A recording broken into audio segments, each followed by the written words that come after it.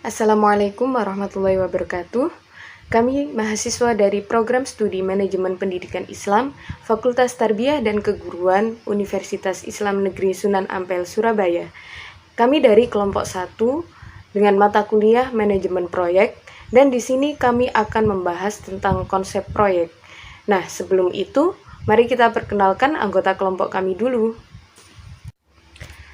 Perkenalkan, nama saya Hardina Rohmah, NIM 0602032030. Nama saya Friha Hanum Sadi, NIM 0602032029. Nama saya Ayu Rosyida Nur Abiyah, NIM 060403200075. Nah, pada video kali ini, kami akan membahas tentang konsep proyek yang meliputi pengertian, ciri-ciri, bentuk pengerjaan proyek, perbedaan proyek, program, dan operasional, serta faktor-faktor timbulnya proyek dan keberhasilan proyek. Baik, di sini saya akan menjelaskan mengenai pengertian dari proyek. Pengertian proyek yaitu kumpulan atau kegiatan sementara yang sengaja dirancang untuk mencapai hasil tertentu yang tidak operasional maupun berkelanjutan. Adapun ruang lingkup dan sumber daya proyek terbatas karena sifatnya yang sementara, yang mana diperlukan regulasi atau manajemen batas proyek sambil tetap berusaha mencapai tujuan proyek yang tertentu. Nah, dapat disimpulkan bahwa definisi dari proyek adalah suatu kegiatan yang diselesaikan dalam waktu terbatas, bersifat sementara, dan menggunakan alokasi sumber daya tertentu untuk menyelesaikan tugas dengan tujuan yang jelas. Baik, setelah saya menjelaskan pengertian dari proyek, selanjutnya saya akan menjelaskan ciri-ciri sebuah proyek, yaitu yang pertama, memiliki tujuan spesifik, yang kedua, total biaya, target, jadwal, dan kriteria kualitas untuk mencapai tujuan tersebut yang telah ditentukan. Yang ketiga, memiliki sifat sementara dalam artian waktu yang dibatasi oleh penyelesaian tugas. Titik awal dan akhir harus ditandai dengan jelas. Yang terakhir, tidak rutin dan tidak berulang sepanjang proyek, jenis dan intensitas kegiatan berubah. Selanjutnya saya akan menjelaskan mengenai bentuk pengerjaan proyek. Yang pertama yaitu swakelola atau self-management.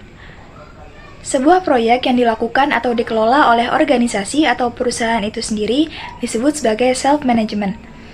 Self-management tidak menyeratkan bahwa semua personal SDM yang terlibat adalah karyawan.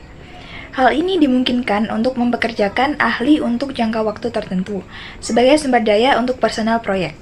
Mungkin juga personal SDM yang mengerjakan proyek tersebut adalah campuran karyawan dan non-karyawan.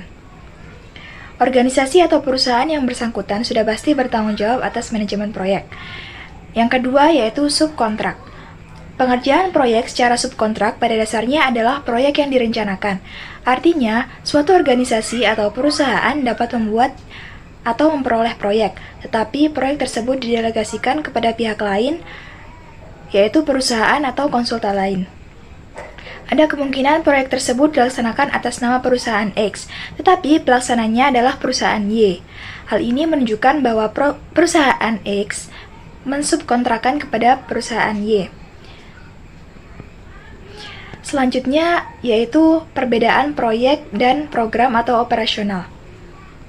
Berikut ini adalah perbedaan antara proyek dan program atau operasional.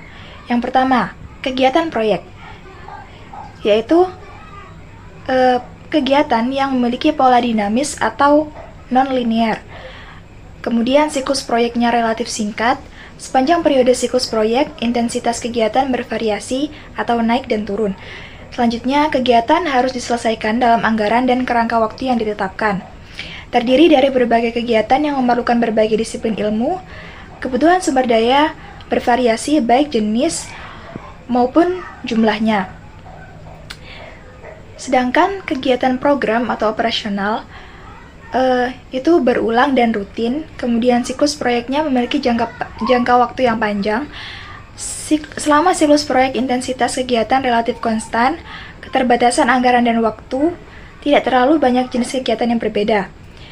Kegiatan operasional didasarkan pada konsep terus-menerus dan berulang-ulang memanfaatkan sistem yang ada, baik berupa pabrik, gedung, maupun fasilitas yang lainnya.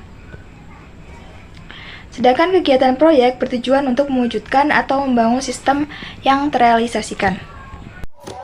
Baik, materi selanjutnya yaitu faktor-faktor timbulnya sebuah proyek dan keberhasilan proyek.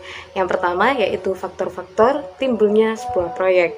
Adapun faktor yang menyebabkan timbulnya sebuah proyek, yang pertama yaitu ada rencana pemerintah.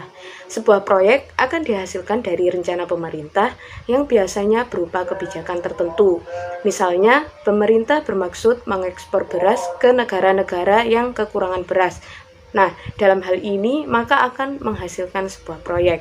Contoh lainnya yang bisa diambil yaitu pemerintah akan meningkatkan kompetensi guru. Kemudian, pemerintah akan mengadakan proyek-proyek yang berkaitan dengan peningkatan kompetensi guru seperti dilakukannya pelatihan atau diklat kompetensi guru.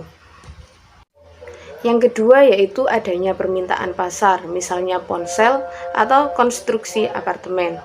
Yang ketiga yaitu adanya dorongan dari dalam organisasi.